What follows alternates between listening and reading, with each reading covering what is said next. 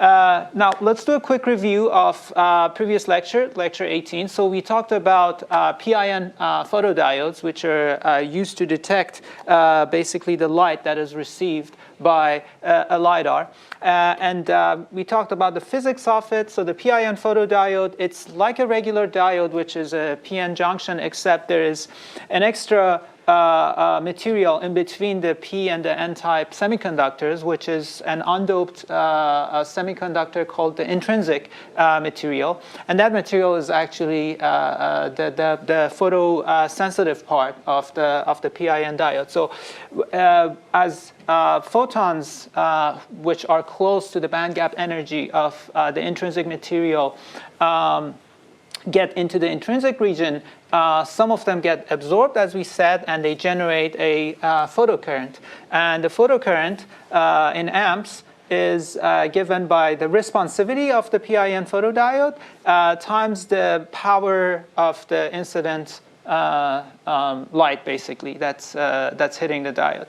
And we also talked about how you calculate the responsivity. There's a few factors. There's the reflectivity of the intrinsic material. There is basically the absorption coefficient, and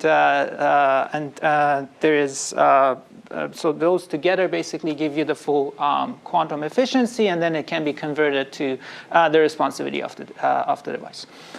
Then we started looking at the full voltage current characteristics of the PIN photodiode. So it's important to note that the device is still a diode, right? So yes, it's a special type of diode that is sensitive to photons and generates a photocurrent, but the full response of the device is still has the characteristics of a regular diode. And as you know, a regular diode, the voltage current characteristic is given by an exponential function. So that's given here.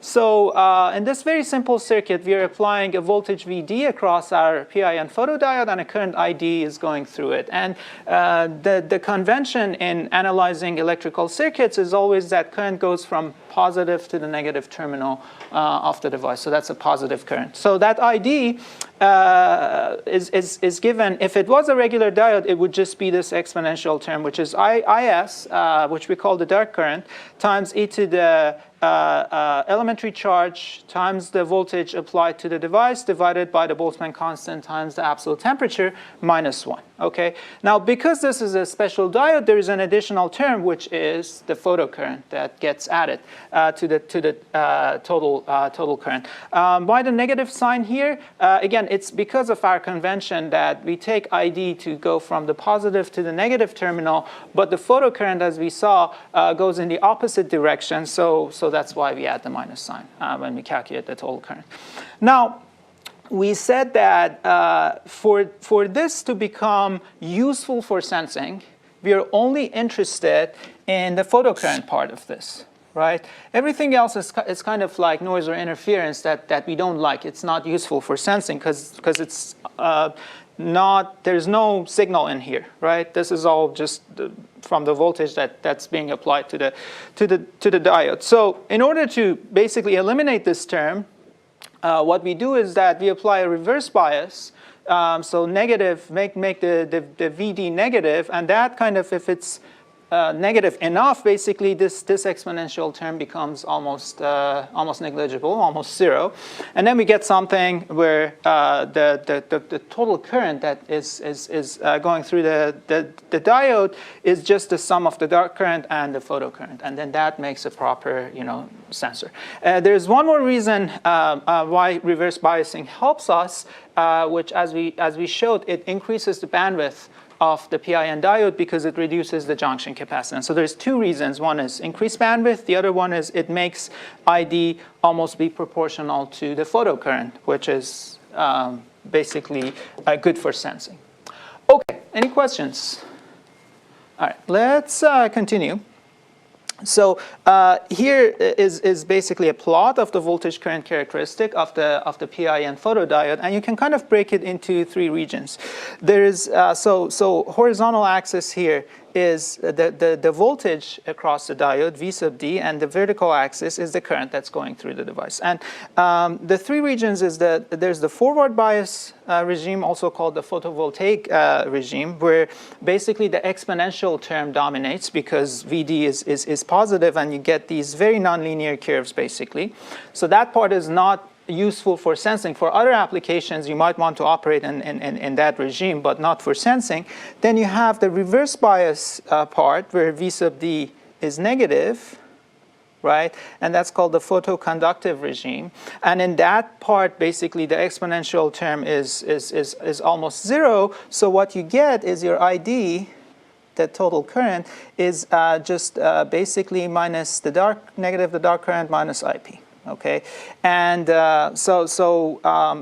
basically it then varies linearly with the incident power. So it just becomes the dark current that is a constant minus the responsivity times power. Okay, and that's shown with these multiple curves. So each of these curves is basically the IV characteristic for a different amount of incident photon flux, and this arrow shows basically increased photon flux. And when there is no photon flux in the negative bias regime, you just get the dark current. So that's why there's a non-zero ID.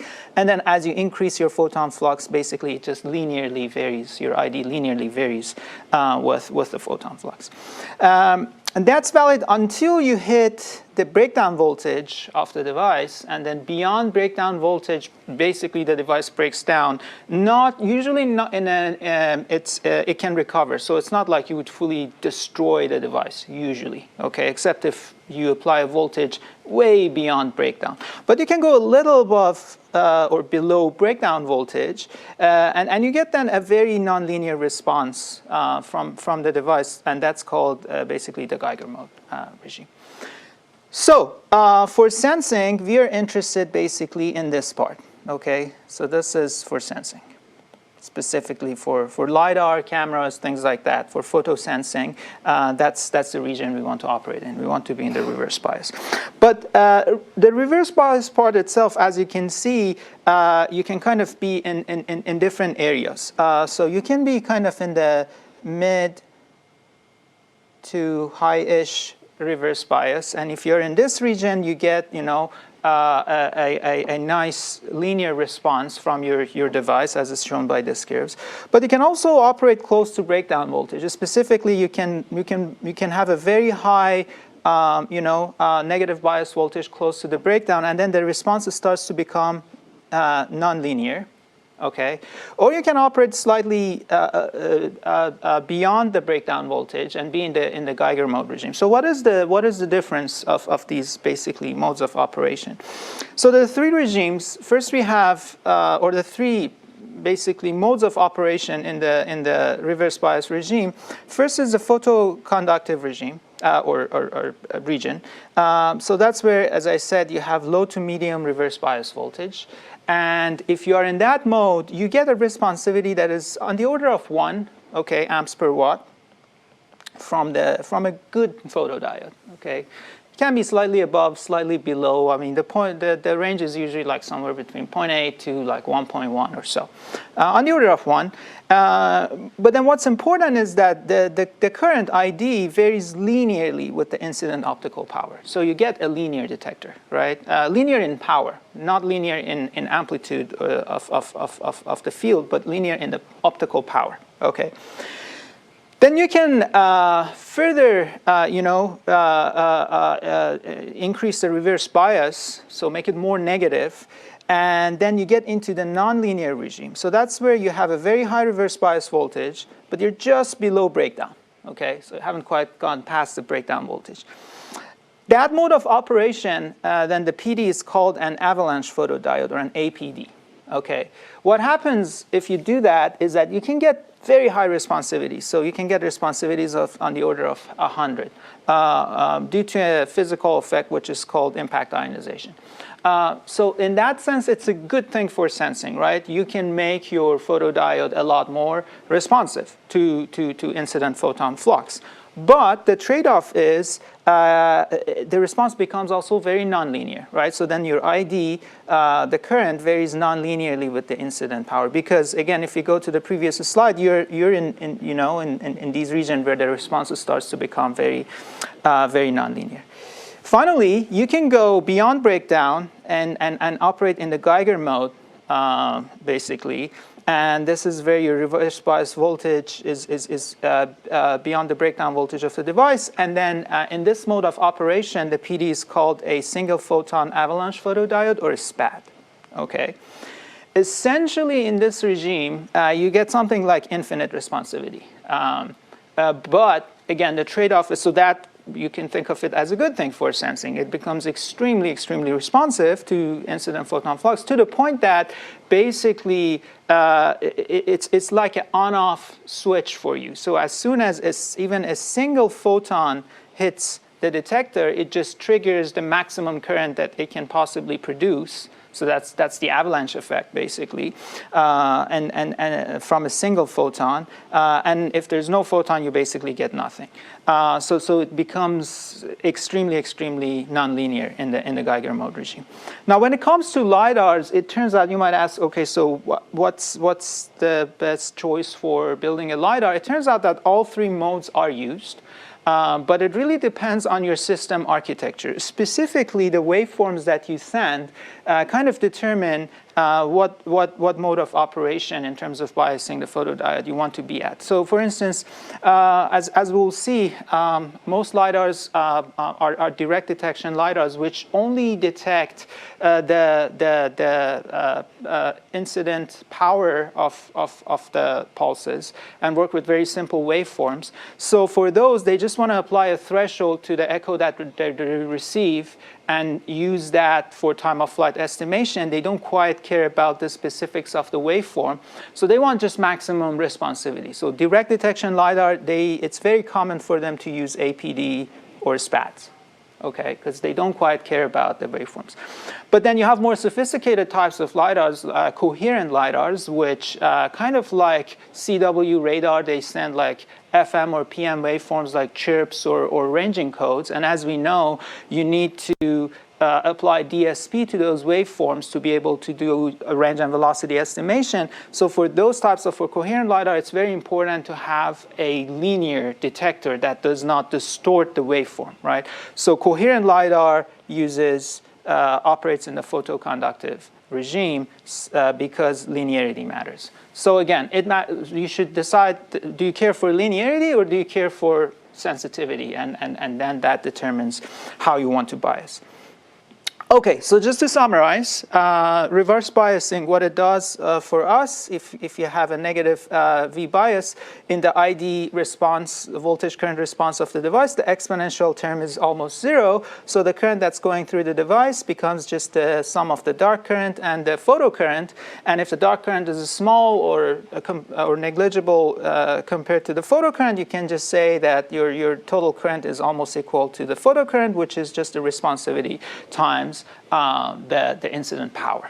Okay, so to get a nice linear response out of a photodiode, we need some external circuitry that applies a constant negative bias voltage for us. So you want to kind of hold your device, and by device I mean the photodiode, at a constant negative V bias, and then somehow measure the current that's going through it. And to do that, to achieve that, you need some external circuitry, which is the biasing circuitry for you. This is sometimes this vertical line. Sometimes it's called the load line. So that's here how we're loading the device. And by fixing a constant bias voltage, you basically get this vertical load line. And then the current, as we said, is just proportional to the incident power. How do we achieve this basically? Or what type of circuitry do we need to build to achieve a constant negative bias voltage? The best type of circuit that achieves this is called a transimpedance amplifier, or a TIA. which actually is a very, very simple circuit.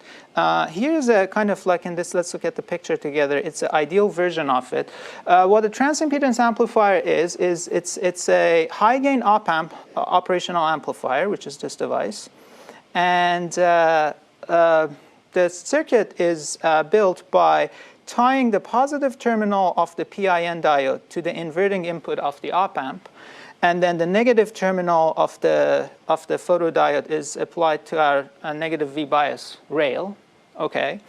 And the non-inverting input of the op-amp is grounded, and then there is some feedback resistor that ties the inverting input of the op-amp to the output. Okay, so let's see what happens. Because these high-gain op-amps typically have very high input impedance, what happens is that the two inputs are virtually at the same potential when the op-amp operates. So that means because the positive input is grounded, the negative one is also virtually grounded, held at a very low potential. And that means our diode is held at a constant bias voltage, right? Because both the terminals are now at a constant voltage. Positive side is grounded, negative side, we're tying it to our negative V bias. Okay, so this gives us the load line that we want, which is constant voltage. And another thing that this circuit achieves is that all the current that is generated in the PIN diode, it's going to pass through the feedback resistor. So the current path is basically like that, okay? And by passing the current through the feedback resistor, we convert it to a voltage which you can measure at the output of the op-amp. Okay, so your output voltage is basically just the diode current times the feedback resistance. And in terms of the incident optical power, it just becomes minus the responsivity of the diode times the feedback resistance times the optical power that's incident on it. So it's a very nice, simple, circuit that achieves exactly what we want. It gives us, you can set a negative bias voltage, and it holds the PIN diode at that constant bias voltage.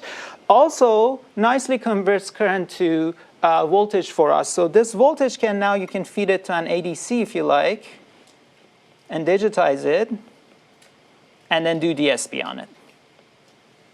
Okay, so this circuit is basically photons in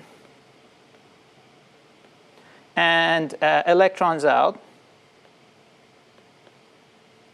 And the output, it's a voltage type output, so it's very compatible with ADCs for digitization. Now, this was the ideal circuit. In reality, it's a little more complex than this. So a more accurate model of a transimpedance amplifier kind of looks like this. So here, it's still the same architecture, if you will, but if we have added a few non-idealities to it to make the model more complete. First is that the op-amps are not ideal devices. So the gain of the op-amp is, it has some frequency dependency. So we have made A, instead of a constant gain, just a function of frequency. That's how these circuits work. And then, as we talked last time, these PIN diodes have some junction capacitance, right? So the correct small signal model of a diode is what we have put here. So instead of just a diode, basically, we model it, the small signal model is a current source which is producing a current that is I sub D, the current through the diode. In parallel to that, we're adding this parasitic capacitance. So C, remember, is the junction capacitance, which, as you know, affects the bandwidth of the device. So this is a more complete model of the diode that we're putting in here.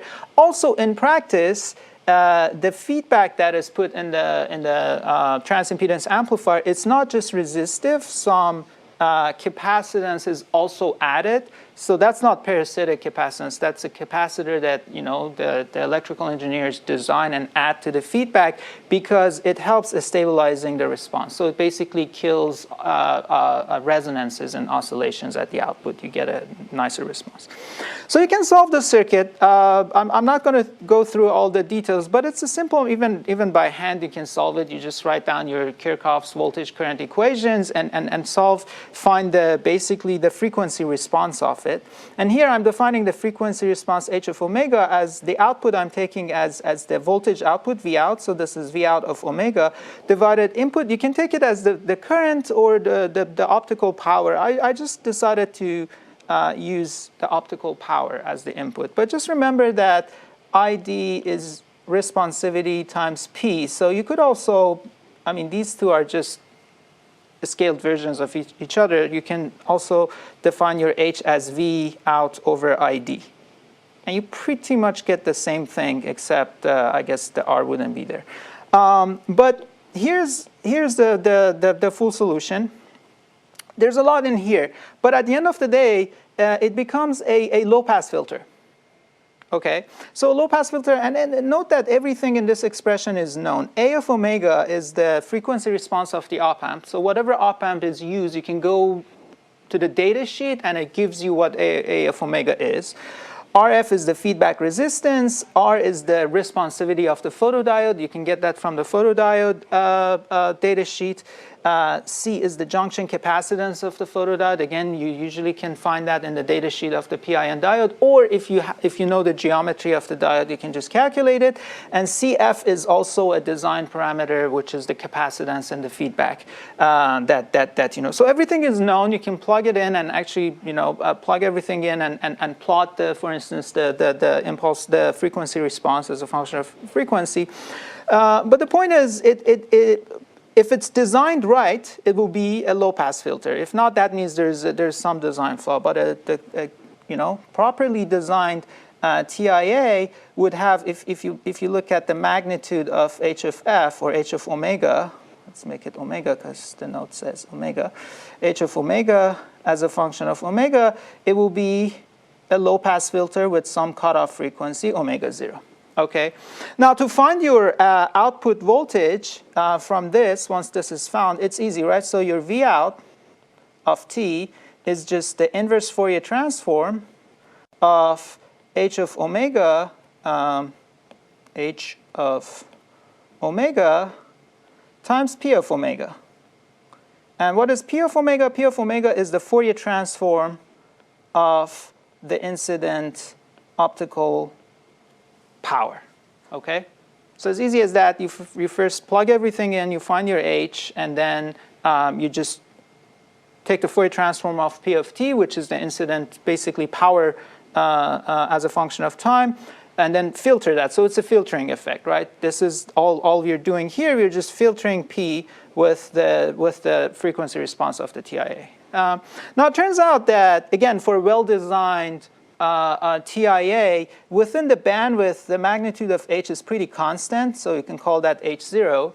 So if your P, or the FFT of P, is kind of like well within the bandwidth of the device, so for instance, if this one is P of omega, so if it's well within the bandwidth, then the result of this, you know, filtering effect just becomes a scaling. It just becomes H0 times P of T.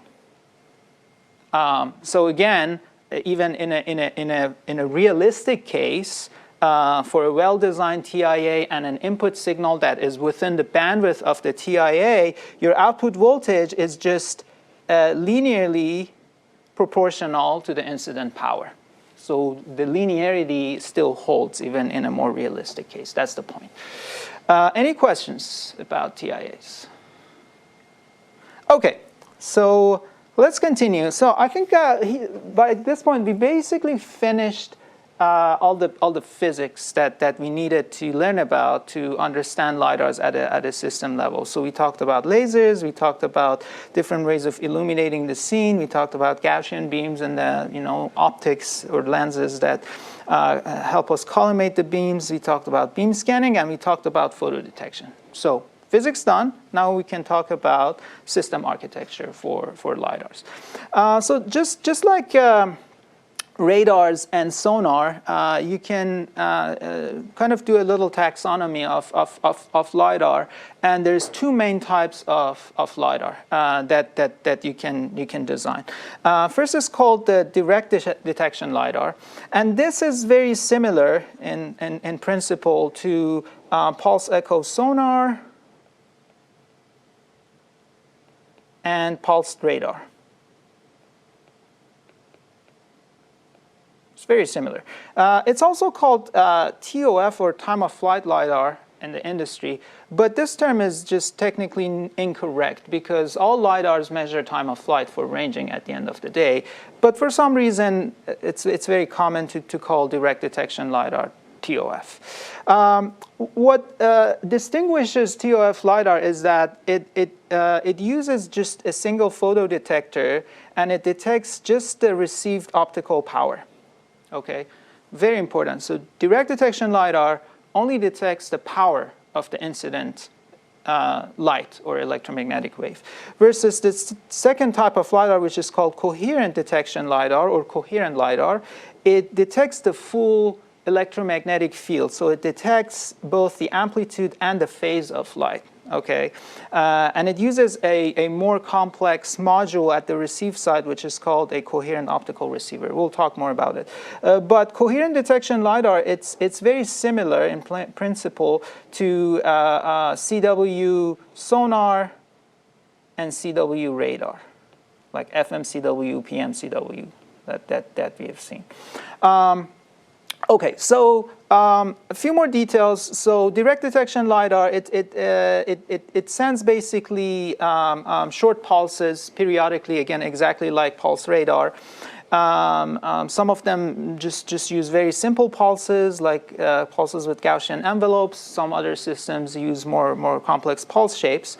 But because these systems only care about the received power, that's all they measure, and they just want to apply a threshold to calculate time of flight, it's very common for them to try to maximize their sensitivity at the receiver, so they use APDs or SPADs to improve sensitivity, okay?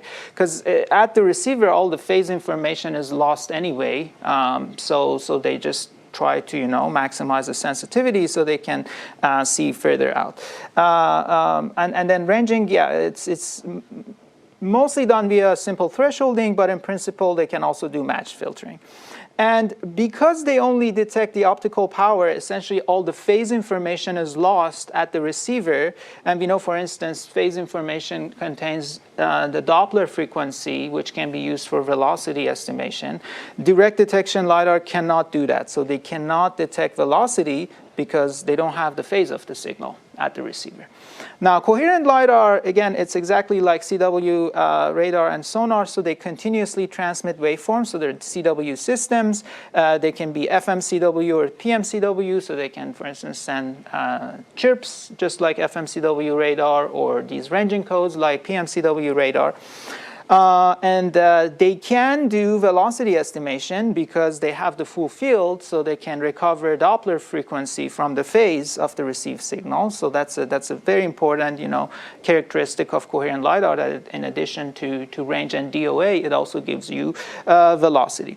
Now, generally speaking, coherent LiDAR can achieve much better performance. So it's not just that it gives you velocity and the direct detection LiDAR doesn't, but even for range, an SNR, coherent can achieve a much better range because it has much better SNR than direct detection LiDAR. There's a very simple argument that can be made to kind of justify why coherent achieves better SNR. So direct detection LiDAR, as we said, measures optical power. Right? So optical power is proportional to the square of the electric field, right? As we know.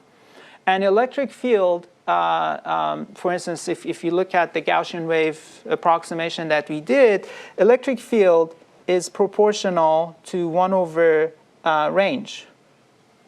Okay? So that means the signal that a direct detection LiDAR receives is proportional to 1 over r squared, or norm r squared, which is where r is the round trip, distance. versus a coherent LiDAR measures electric field, which is then proportional to 1 over r. Okay? So let's say range is 100 meters. You want to see 100 meters. The signal that a direct detection LiDAR would receive would be proportional to 1 over 100 squared, versus for coherent LiDAR, it's 1 over 100. So coherent LiDAR would have 100 times a stronger signal, right? So this 1 over r versus 1 over r squared is the main reason why coherent has much better SNR typically than direct detection. Okay, so just to summarize, so what type of LiDARs are used in autonomy? Both direct detection and coherent are used. Today, what's available, on the market, most of it, like again, 90% of it is direct detection, okay? Because it has simpler hardware, simpler algorithms. It's just easier technology to develop, so that's what the market went after first. So it's mostly direct detection, but there are commercially available coherent LiDARs also, and it's gaining more traction. Again, it's a more complex technology, both in hardware and in algorithms, and those technologies just naturally take a little longer to catch up with the market. But as we go, we are seeing more and more, coherent LiDARs getting deployed. And as I just said, they just have superior performance.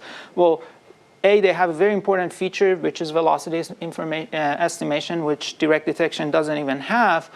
But also, even for ranging, coherent can do much better. So if you get just a typical direct detection LiDAR today that is a state-of-the-art, what kind of performance can you expect from it? These are just some ballpark numbers, right? Don't take these numbers as set in stone. Just to give you an idea of what these systems can do.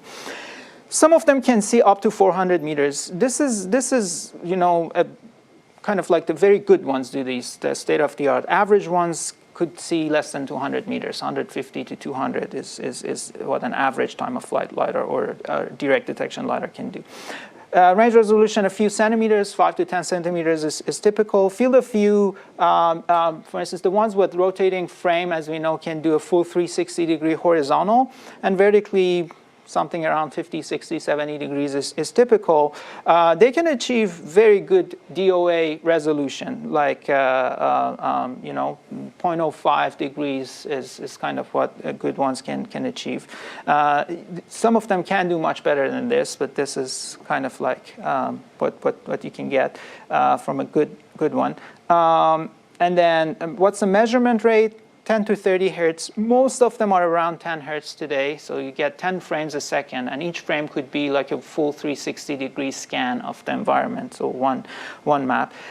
They can put out a lot of points, so millions of points per second are the good ones today can do. So say if it can do 1 million points per second at 10 hertz, it means each frame has 100,000 points in it. So it gives you a point cloud with 100,000 points with a full 360 field of view every 100 milliseconds, which is pretty impressive. And the power consumptions are, a few tens of watts. So these are what we can expect.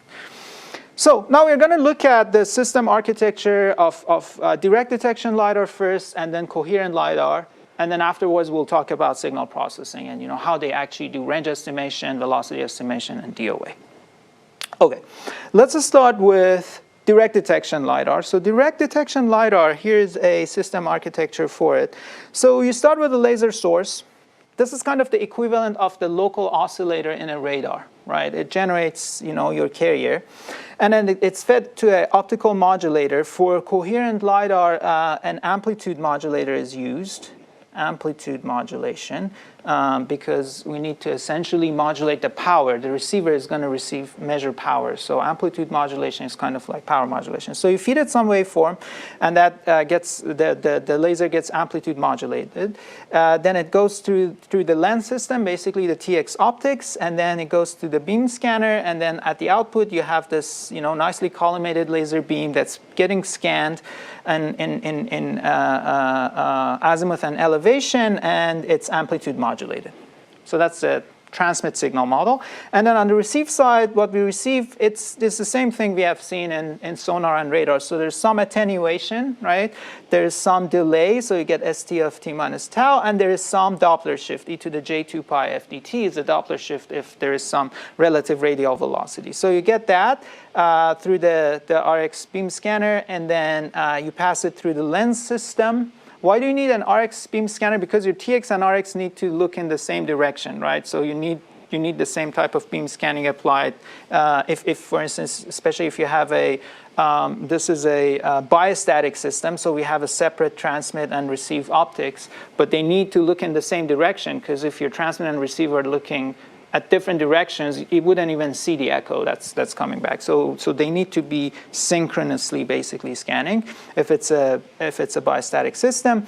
Then a lens system basically focuses the received light into a photodetector, and the photodetector gives you an electrical signal, which we call SPD. PD for photodetector, SPD of T, and then you can digitize that in the ADC, take it to the digital domain, and then on that you can do range and DOA estimation. At the end of the day, you get R hat for range, and then theta hat, phi hat are the azimuth and elevation DOA. Okay. Now there's variations of this architecture. Again, so this is like a biostatic system. You can have monostatic system, or it might be a flash LiDAR, so it wouldn't have the beam scanner. It would instead have a diffuser and things like that. But this basically covers the essential components that go into, or modules that go into a direct detection LiDAR system. Okay, so let's talk about, I want to focus on this part, the photo detection, and develop the complete signal model for this electrical signal that's coming out of the photodiode. We kind of have already done it, but I want to do it a little more, carefully, so that we can actually then talk about the DSP. So for direct detection, it's pretty simple. So that part of the system, some optical incident, photon flux is coming in, or the power is P of T. It's a function of time, again, because we've amplitude modulated the signal, so the received power varies with time. It goes to our PIN photodiode, and then some photocurrent comes out, which is passed through a TIA, and then that becomes the PD signal. Okay. On the left, we have the picture. So you have some optics. That's the lens, and it focuses the incident light onto the photodiode. So that big square is basically the aperture of the active aperture of the photodiode, and we have some incident. Power flux density, which, as we know, we denote by S average. So that's the pointing vector, the power flux density of the incident light. Okay, so let's assume the photodiode is at z equals z0 plane.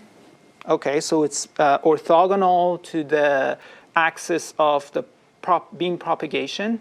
That's to maximize sensitivity. And it's also centered at 0, 0 in xy.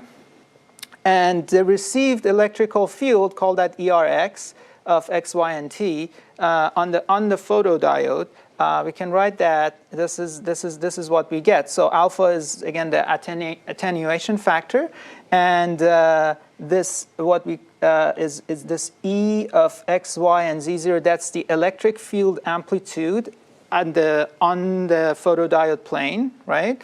Then you have your delayed carrier, right? E to the j2 pi fc t minus tau. That's just basically the carrier or the temporal part of the electric field that is delayed by the round trip time of flight.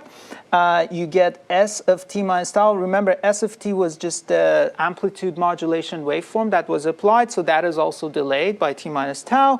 And you have your Doppler term, which is e to the j2 pi fdt. Okay, so that's the full, basically, electric field that is incident on the photodiode. Okay, now, as we know, photodiode responds to power, not field. So we should first calculate what is the total power. To calculate the total power, we first calculate the power flux density, which is our pointing vector, as remember from the radar discussion.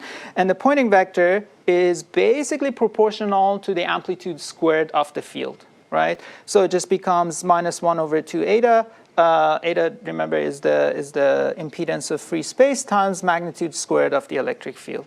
And it's why the negative sign here? Because the field is going right to left here in the z direction. So that's why it's in z hat, but with a minus sign, just to get the direction right. That's why there's a minus sign. So S is a vector field, basically. Now, as you square this field, again, as we said, the phase terms go away, right? So the square of e to the j 2 pi f dt is 1. So this disappears. The square of e to the j 2 pi f ct minus tau is also 1. So we completely lose all phase information, and we're just left with this, which is kind of like the amplitude of the flux density. The only thing that is time dependent is just this s squared of t minus tau. So we are just left with the square of the waveform that we sent. So this is the power flux density in watts per meters squared. To get the total power incident on the photodetector, we need to integrate this across the photosensitive area. Right? So you just integrate that Poynting vector over the active photodiode area, and that gives you the total power.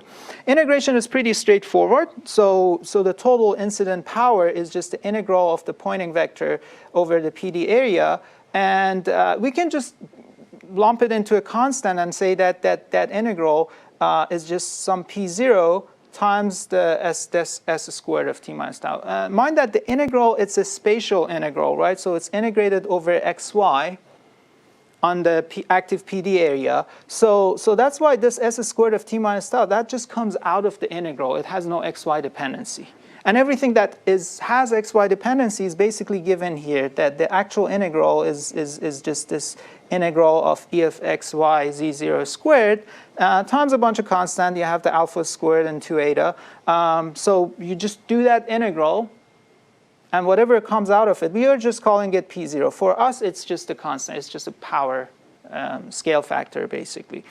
The point is, this photocurrent that is coming out of the PD at the end of the day is just the responsivity times P of t, the power, and the power we just showed that it's some P0 times the square of the waveform or the pulse shape that was sent. Okay, so we did all this derivation, but this is really the signal model for the photocurrent that we now have. And again, very important point is for direct detection, there's no phase information, there's no Doppler term in here, right? It's just a intensity value. So Doppler is lost. We cannot measure velocity with direct detection LiDAR. Any questions? Okay.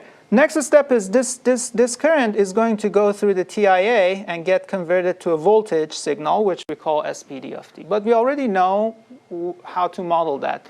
It's a filtering effect, right? So we said that the TIA is a low-pass filter.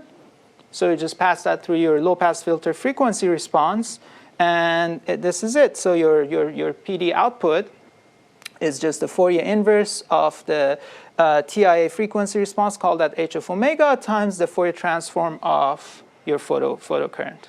Okay, and again, in a more simplified case where if we go back to the ideal TIA model with just the resistive feedback RF, and we also assume that PT is well within the bandwidth of the TIF, right?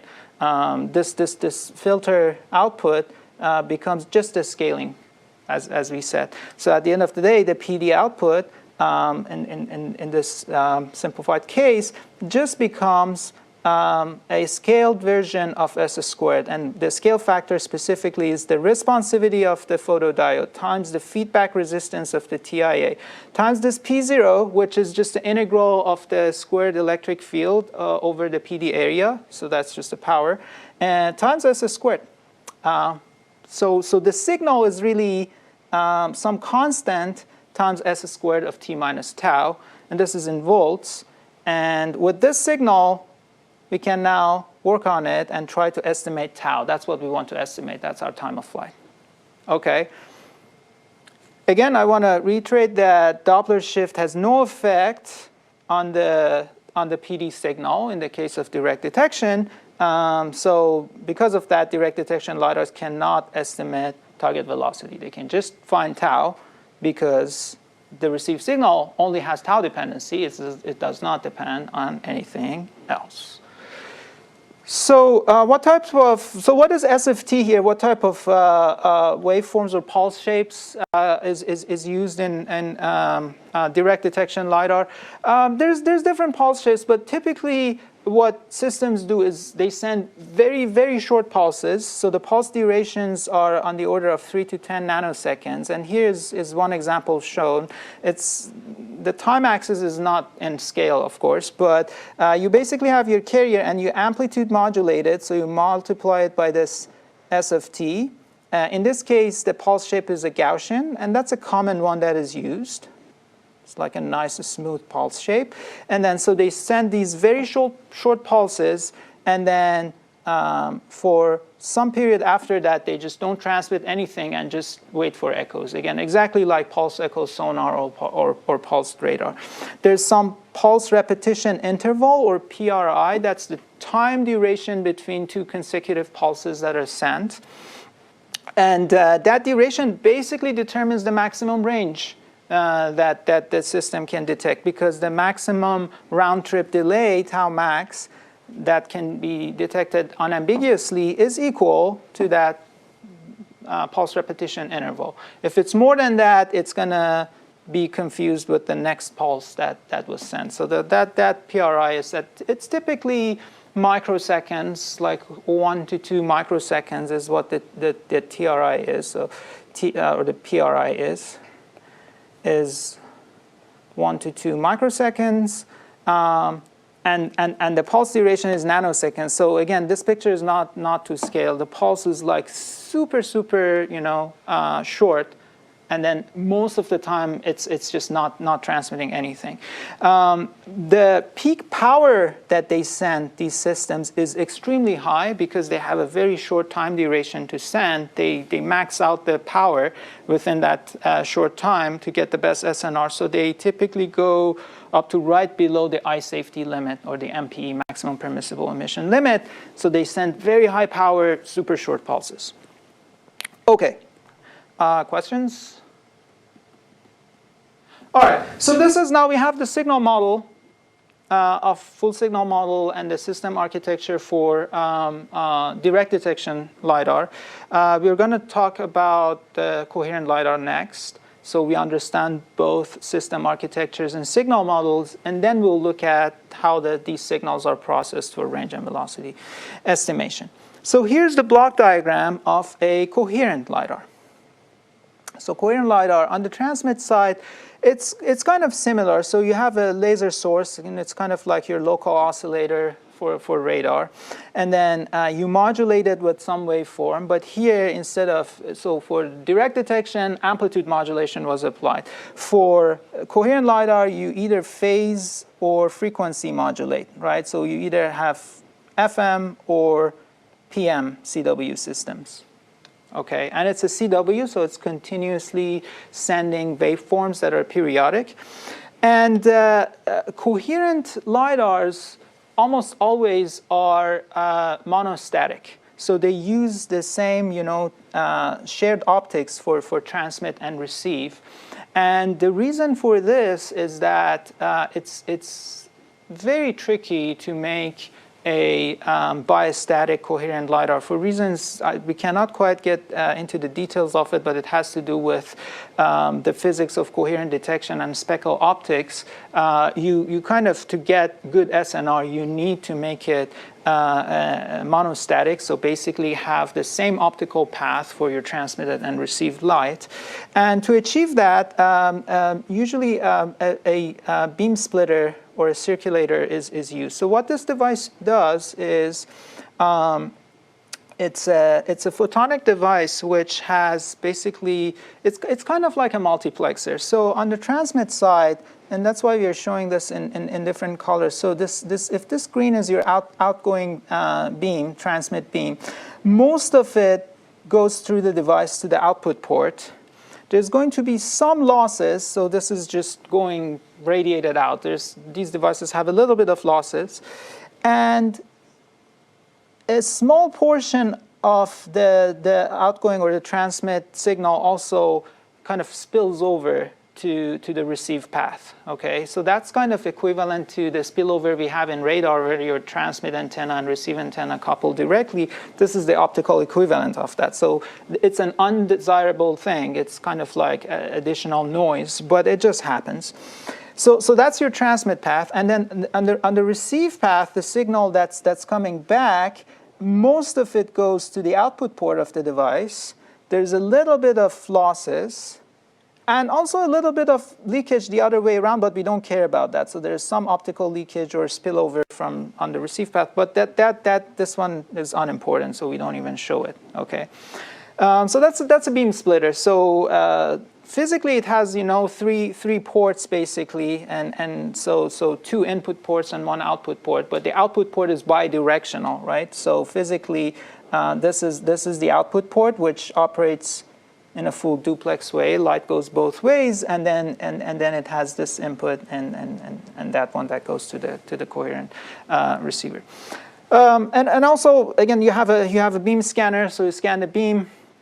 And then your transmit waveform signal is the waveform that you're modulating times the carrier, and the receiver, as we know, is the attenuation factor times the delayed waveform times the Doppler term, e to the j2 pi fdt. Okay. Now I want to talk about this module, coherent receiver, because basically all the magic happens here. And what this module does is it gives us an electrical signal, we call it SCR, CR for coherent receiver, SCR of T, that is proportional to the complex electric field. So that's the main distinction between coherent LiDAR and direct detection. Direct detection, we showed that we get a signal that is proportional to the magnitude squared of the field, or the power. In coherent LiDAR, we get a signal that is proportional to the full electric field. So at a functional level, what this coherent receiver does, and notice that it has two inputs. There's a receive signal input and there's a local oscillator input to it. So functionally, it does this exact same function as the down converter in radar did. Remember the radar down converter, we fed it the received signal and the LO signal, right? And then it gave us this SIF of T, which was a complex signal proportional to basically the full complex field. Coherent receiver does the same function in the optical domain. And there is a bunch of slides in the notes that kind of go over the full detail of how the coherent receiver works. But here I just want to go, I don't want to go over the full math because it's too detailed for class, but I want to go over the high-level idea of how you can construct, because inside it there are still PIN photodiodes used. And PIN photodiode, we know it's like a square detector. It always gives you a signal that's proportional to power. So how can you construct something with a bunch of photodiodes that actually extracts the field for you? And that's the magic of coherent detection. The way it's done is, again, I'm going to do pseudo math here. So not, all the terms are correct, but just to get you the idea. If you have just one photodiode, okay, and instead of just feeding it the received signal, I add another field to the received signal and then feed the sum of the two to the photodiode. So I have this ERX, and I also add a bit of the local oscillator, ELO. So I add up the two fields, I couple them together, and then feed it to the photodiode. What I'm going to get at the output, the current, as we know, is going to be proportional to the magnitude squared of ERX plus ELO. Right? That's what the photodiode does. So because it's sum of two fields, I'm going to get three terms out, right? So I'm going to get ERX squared. Is this readable? I think it is, right? Okay. ERX squared plus ELO squared plus the cross term, right? Which is plus 2 times the real part, because these are complex field, of ERX times ELO star. Conjugate of ELO. Okay, so that's what I get. if I just use one of these. Now, if I use a second photodiode, and to this one I feed, instead of the sum of the two fields, I subtract them. So I do ERX minus ELO. Clean this up. Minus ELO. So I subtract the two fields and feed it to that. What photocurrent am I going to get out of that? So it's going to be proportional to ERX minus ELO squared.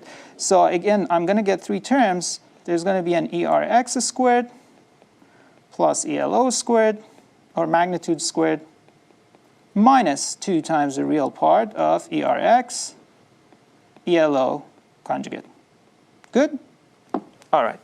Now, somebody figured they can do something pretty smart, which is if you put these two diodes back to back, like so. So there's diode 1, diode 2, and again, one is we are feeding it ERX plus ELO, and to the second one we are feeding ERX minus ELO, and then you look at the current at this point. This ID is the difference of the currents of the two diodes. So this ID is going to be ID1 minus ID2. And then the common modes cancel out, so the ERX cancels out, the ELO squared cancels out, and it's going to be proportional to just 4 times the real part of ERX ELO star. Okay, now we're getting somewhere. ELO is known, so if you treat the ELO as just like a constant, this is going to be proportional in a way to just the real part of ERX. Right?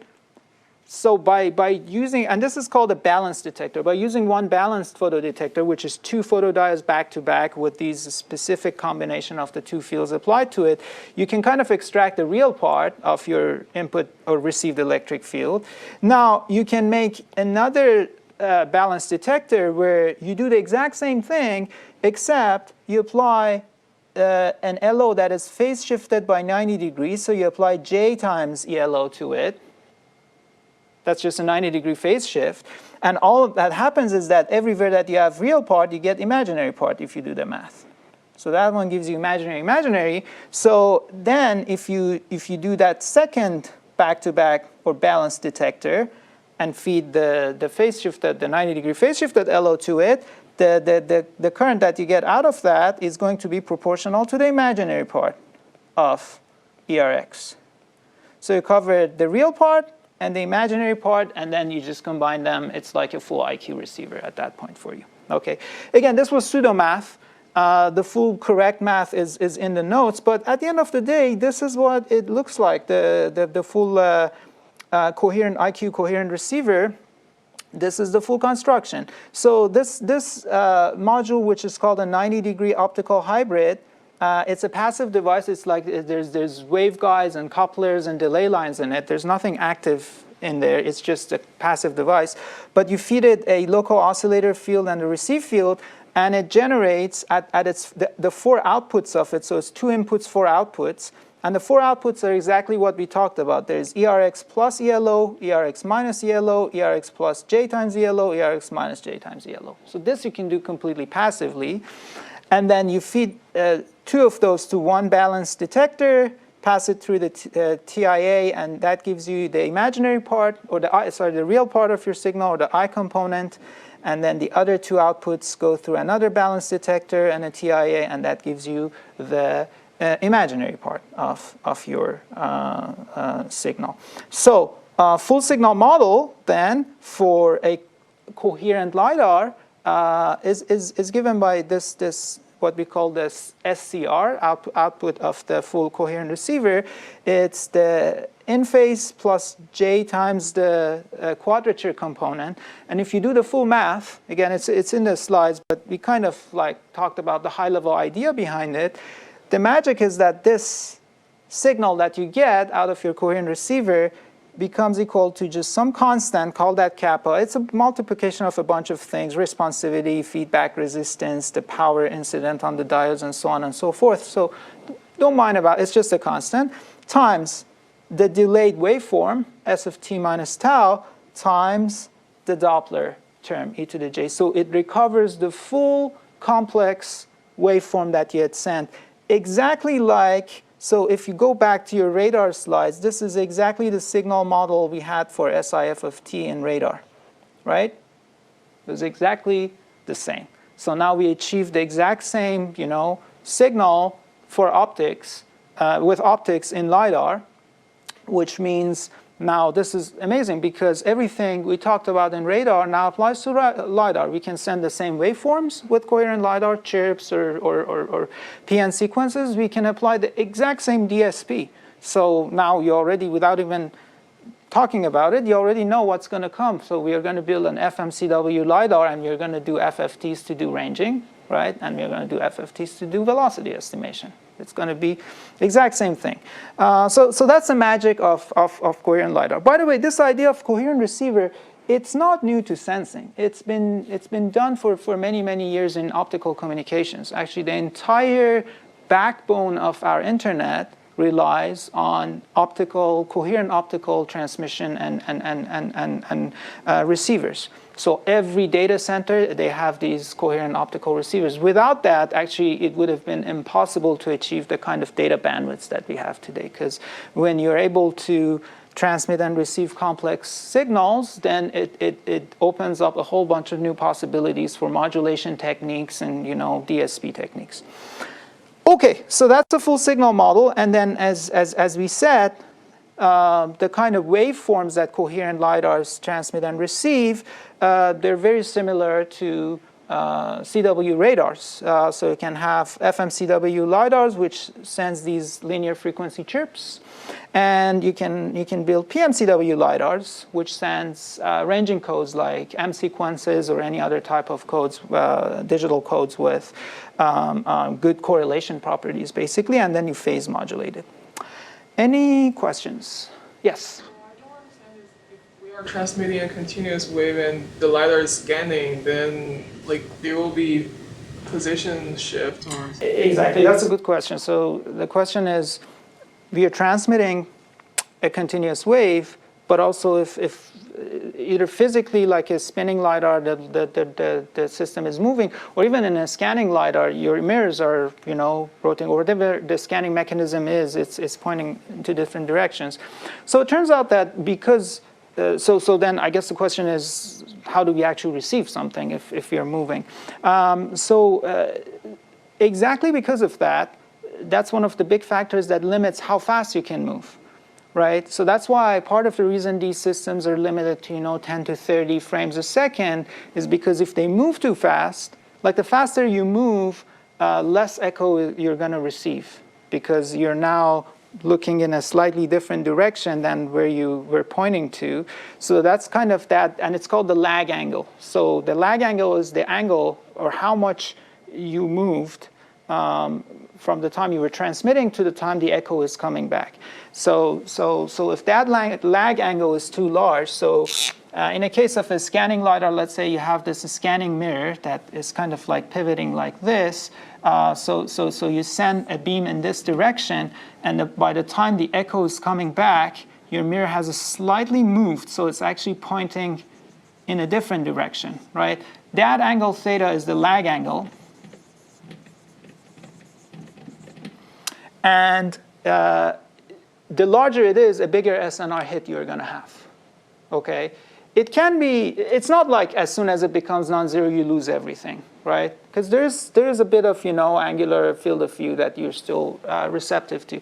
But if your mirror is moving too fast, so typically if you plot, SNR versus the lag angle theta, it's usually, nice and constant, and then there's a cliff that it drops, and that kind of limits, how fast you can scan or move or whatever your beam scanning technique is. So that's a very good question. It's a design factor that you need to model it, study it, and kind of determines how fast you can move. And it's different. The lag effect is actually different between coherent LiDAR and direct detection LiDAR. Actually, it turns out that for direct detection, it's easy to find that curve. For coherent, it becomes doable but very complicated. You need to go into the very details of the speckle physics and things like that. Okay, so now we're ready to talk about algorithms that are used to do. First, we'll talk about the direct detection LiDAR, which is just ranging, right? And then we'll talk about the coherent LiDAR, which does range and Doppler. Before that, I want to show a quick live demo. So we have a LiDAR here. This is a direct detection LiDAR with a rotating frame. So it's a multi-beam rotating frame LiDAR. Actually, you don't see the rotation because the mechanical motor is behind this IR transparent glass. So inside this, actually, from where you are, you probably don't hear it, but I can hear it spinning. There's a motor spinning in there. It's spinning at 10 hertz, and it has 32 laser beams that it's basically transmitting, and it's constantly rotating. So let's look at it. It's running. If I don't break it, we should be able to. Okay, I think it's working. So I'm just gonna switch to that. So here's the view of the classroom, full 360. You actually see the HDMI is not, okay. So you kind of see the shadow of me, and that's the wall. And this is a full, 3D view. You see the scan lines, and the coloring is by reflectivity. So the walls are more reflective. If anyone wants to do a TikTok dance or something, now's the time. So yeah, so you see the scan lines on the wall. So that's the rotating beams. Color is reflectivity. So walls are apparently more reflective at the 905 wavelength that this is operating at, and the fabric on the chairs is a little less reflective. Also on the top, this kind of like panoramic view is that they actually unroll the point cloud and make it like a very wide image, IR image basically. So yeah, that's it. You had something very reflective at some point. What was it? Was it metal or something? Something that showed red. Yeah, so that's your laptop, which is more IR reflective apparently. And actually, if you change the angle, you should see there you go. You see the reflectivity changes. I'm going to just zoom in on that. See, that's the angle of incidence. So because these are diffuse reflectors, there's a cosine theta term that goes with the angle. So if you point it exactly towards this, that's where you get maximum signal. And when it becomes red, you're basically perfectly pointing towards it. Anyway, this is fun, but we need to get back to the lecture. I think, yeah, you get an idea. I mean, this is not the best LiDAR out there, but it's better than average. I mean, it's a good LiDAR. This one sees up to 150 meters or so, 200 meters if for very strong reflective targets, but on average 100 to 150 meters. It's pretty useful. You see, this is like you're live mapping essentially the full classroom. Okay. Any requests on this before we go back to, okay, let's go back to the slides. Okay, so let's talk about how range estimation is done for direct detection LiDAR. So as we said, these systems essentially do time division multiplexing, or TDM. So they just repeatedly send out these short pulses, and then they wait for some time, which is a pulse repetition interval, TPRI, before emitting the next one. So the maximum round trip delay they can measure is equal to TPRI, and that also determines the maximum range they can measure. So the maximum range is going to be speed of light times tau max over 2, which becomes speed of light times the pulse repetition interval over 2. Or you can invert that and say how many points per second they can measure. That becomes C over 2 R max. So that's the number of range measurements per second. In terms of the ranging algorithms, again, it's exactly like pulse echo sonar or pulse radar. So you can do simple thresholding or match filtering, right?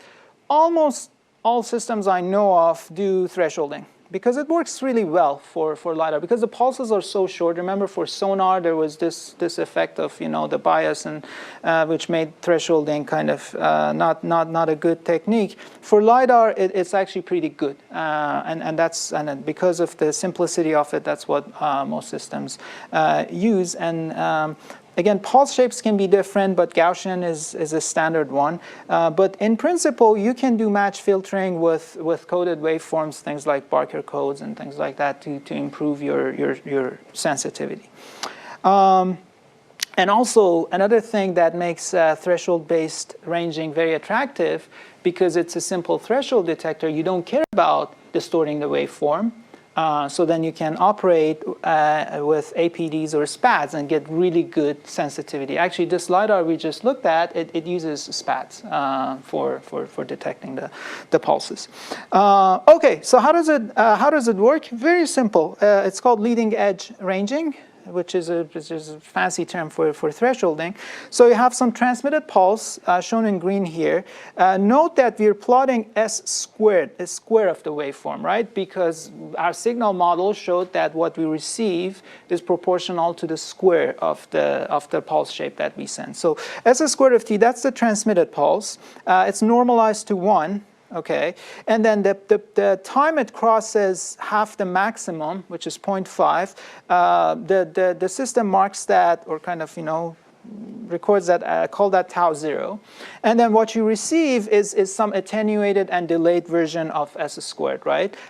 So that's shown in blue here, so it goes up to some S max, and that's the pulse shape, and then it also finds the point of half maximum for the received one, call that tau sub e, and then if you just subtract the 2, it gives you the round trip delay. And then range is just c times tau over 2. So extremely simple, it's as easy as it gets for ranging, and actually works pretty well. I mean, we just saw an example of it. This system is doing, I assume, I mean, I don't know all the details, maybe they're doing something a little fancier, but I would be surprised if they did something much fancier than this.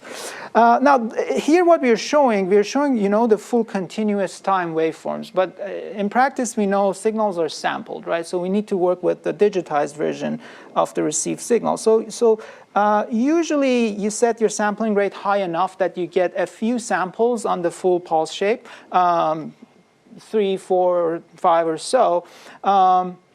And then your sampling rate, the ADC sampling rate, f sub s, which is 1 over the sampling interval, that determines your ranging resolution. Because the minimum time delta that you can measure, that delta tau min, is equal to the sampling interval of your ADC. You can just go 1 sample extra, and that determines your delta R, delta range between two consecutive ranges that you can measure.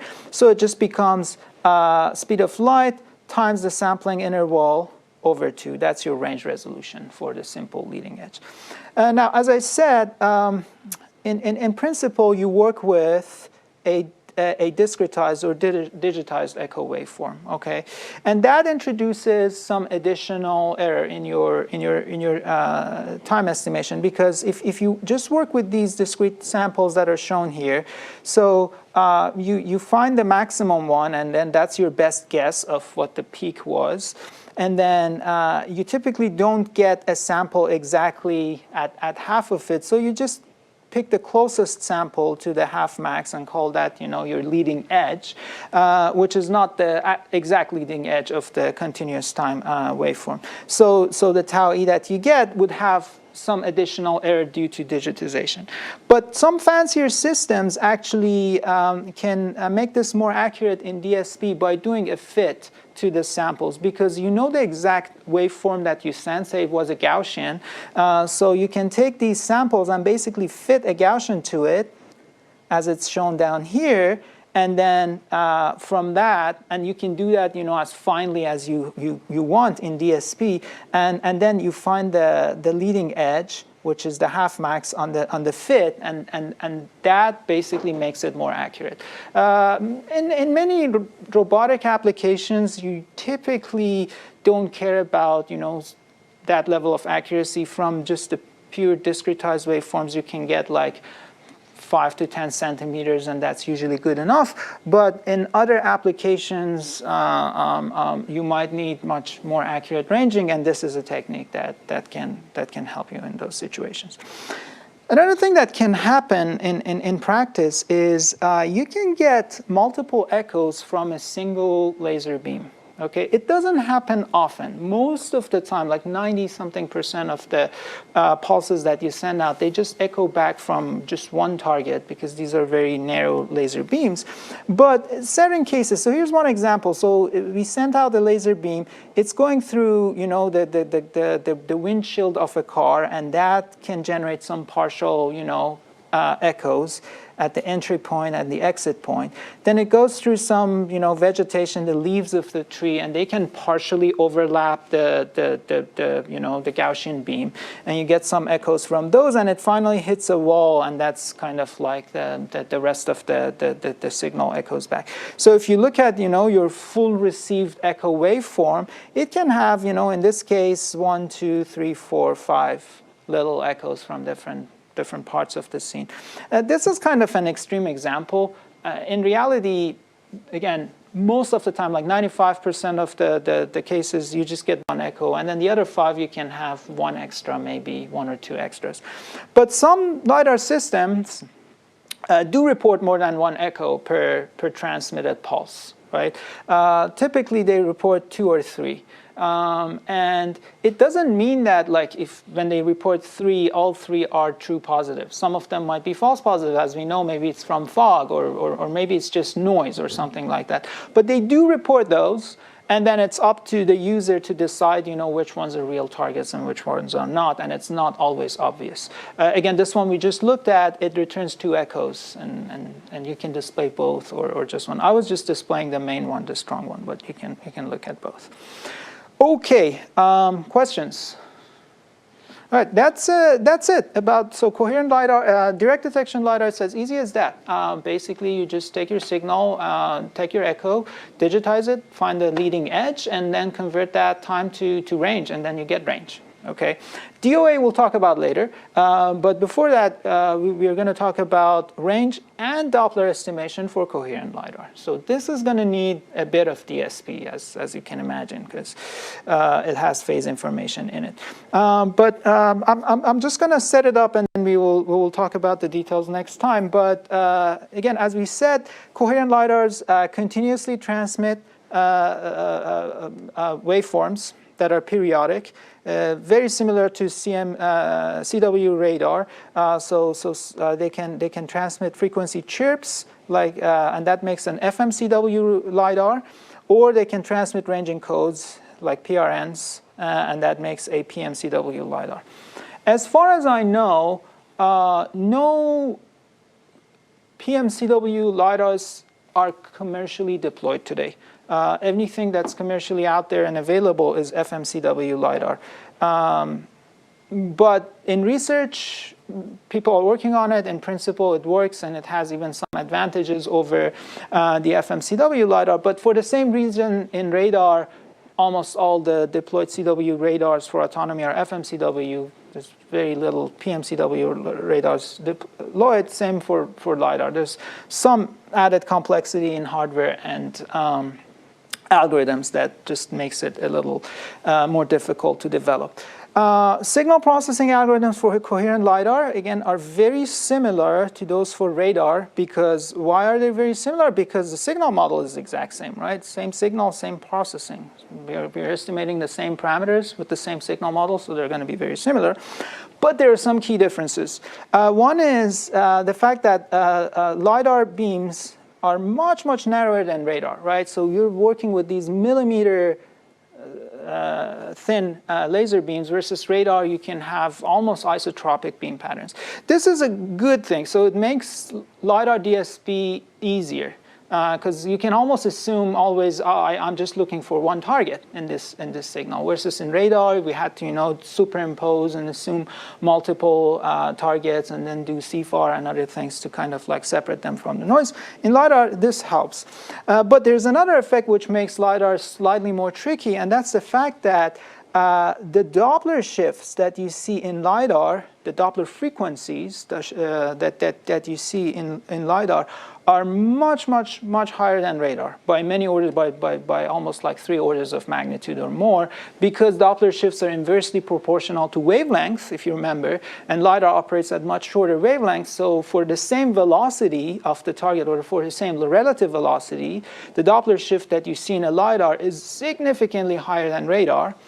And if you remember from radar DSP, we actually used the fact that Doppler shifts are small to simplify our DSP. We kind of said for the duration of a chirp, we kind of ignore Doppler and only use, the phase shifts in between consecutive chirps in FMCW radar to estimate Doppler. As we'll see, you cannot make that assumption in LiDAR because, again, the Doppler shifts are much, much larger and non-negligible even within one chirp. But it turns out that there's a very clever technique to actually solve that, which we'll talk about next time.